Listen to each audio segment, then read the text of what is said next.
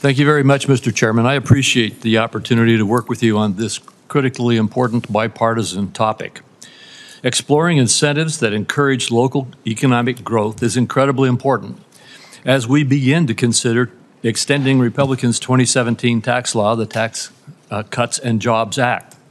While the TCJA contained a litany of pro-growth tax policies, one policy that is relevant for today's hearing is the Opportunity Zones program.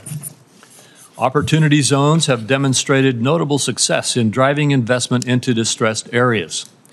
By offering tax incentives for investments in opportunity funds, private capital has flowed into areas that did not receive such levels of investment before the TCJA was enacted. In Idaho, within just the first 2 years of the Opportunity Zones program, 54% of the state's opportunity zones saw investments.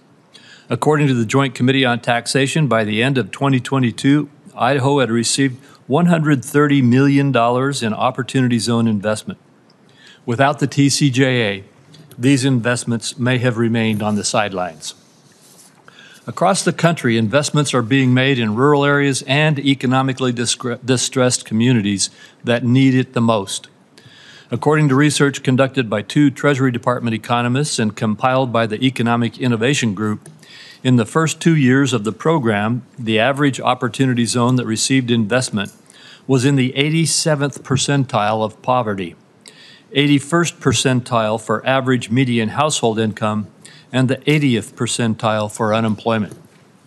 While the Opportunity Zone program has come a long way, there is still more to be done.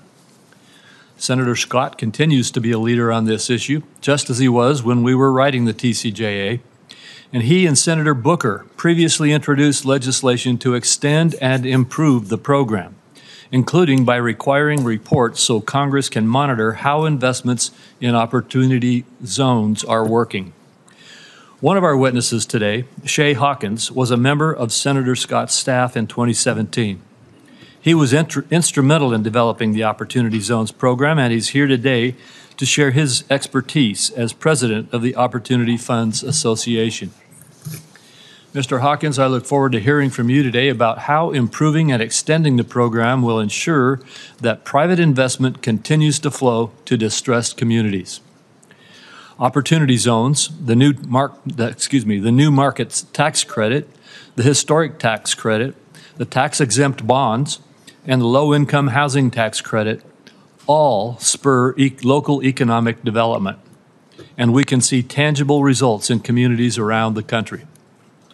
In Twin Falls, Idaho, 2 local developers opened one of our state's first Opportunity Zone projects, the Second South Market Food Hall. Located in the 1920s era warehouse, the Second South Market houses local food vendors and is the first of its kind in Idaho. In Mountain Home, Idaho, the Desert Sage Health Center recently opened a new 30,000 square foot primary care facility. It will serve a more rural part of my state that was made possible due to the new markets tax credit investment. There are many other examples of projects in Idaho and across the country that demonstrate how these incentives are being put to work. Several members of this committee have been working across the aisle to promote these and other incentives. For example, Senators Daines and Cardin have introduced legislation to permanently extend the new markets tax credit. Senators Cassidy, Cardin, Collins, and Cantwell have introduced legislation to expand the historic tax credit. I look forward to discussing existing policies and new ideas, including how these tax tools are working, how they can be improved, and how Congress can continue to support local economic development in a fiscally responsible way. Thank you to our witnesses today for being here, and thank you, Mr. Chairman, for holding this important hearing.